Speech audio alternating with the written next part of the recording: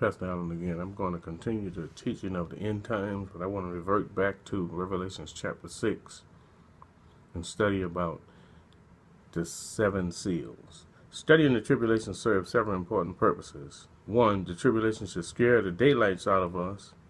God's holiness is expressed through his justice and wrath and should overwhelm us. It should spark a newfound appreciation for his love and grace.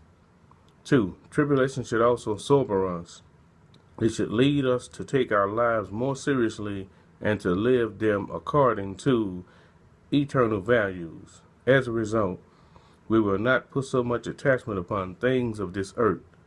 Once we see what will become of them, we will also live more thoughtfully for eternity, finding our source and satisfaction in God. And 3, the tribulation should compel us to go out of our world as ambassadors for Jesus Christ, delivering people from the wrath to come. Believe me when I say that no human being will want to go through this time. If all of these terrifying events don't cause us to tell others about Jesus, what will? We're going back into the seven seals of Revelation chapter 6. Now begin just reading a brief introduction on the seven seals, because I just read through what it says in the Bible. I just want to give you a brief introduction. Jesus will sovereignly judge this world. The first four seals seem to belong together. Chapter 6, verse 1 through 8. They are introduced by one of the four living creatures. Each seal is preceded with a call to come. Each seal contains the image of a horse and rider. In each of these seals, there is a progression of meaning given for each of the four seals: conquering, making war, famine, and death. Each of these seals is opened by the Lamb, Jesus Christ, which is also Yeshua HaMashiach in Hebrew. Each seal is given its authority by Christ, and to him was granted. John sees the whole process of judgment under the control of God. The conqueror has only what Almighty allows him to have. God is completely sovereign, so his people do not need to be dismayed.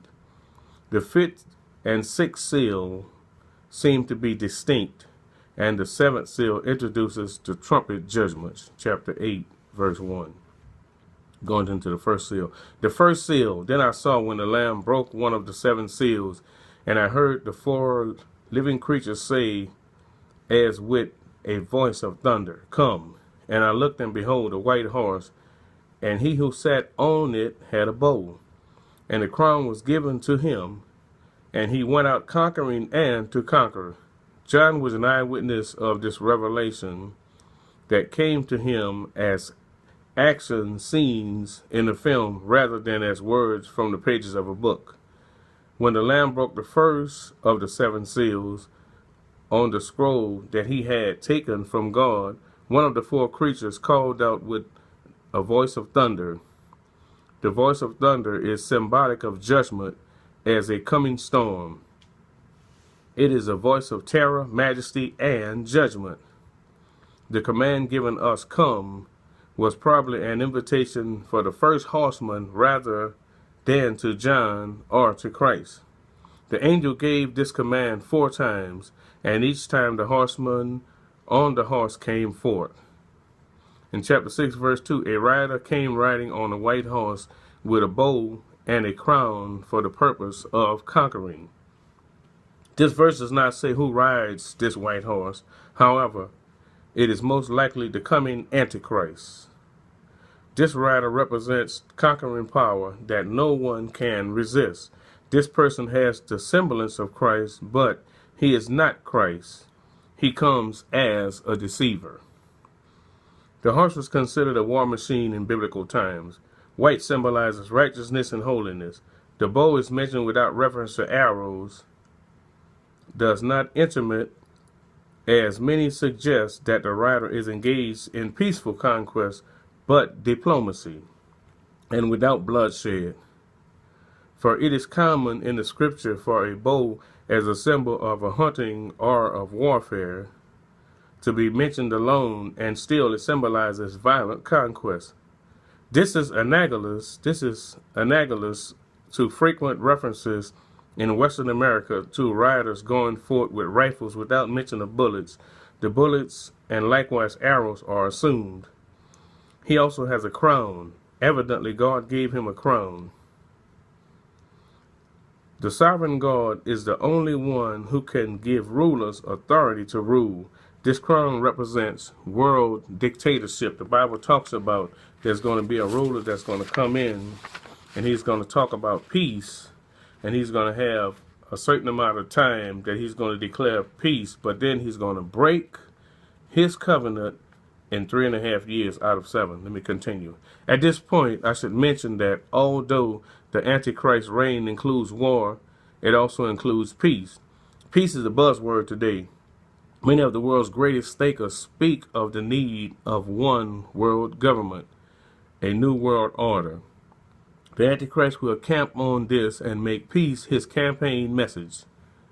Of course, the world will buy in, which will allow him to be enthroned on earth as a god, small g, and political leader. A number of years ago, the newspapers carried a story of a woman in Fayetteville, Arkansas, who named the United States as the beneficiary of her $700,000 estate in the fervent hope that this relatively small contribution may be of some effect in bringing about universal peace on earth and goodwill among men.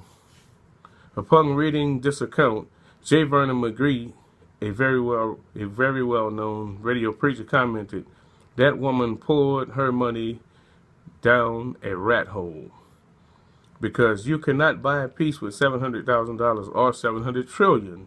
Jesus Christ, the Prince of Peace, is the only way to find peace." And I'm going to continue this teaching at a later date on the 2nd seal through the 7th seal. If you like this video, hit the thumbs up and also subscribe to the video and hit the bell so that way you can hear more videos from this tribulation and end time message. God bless you.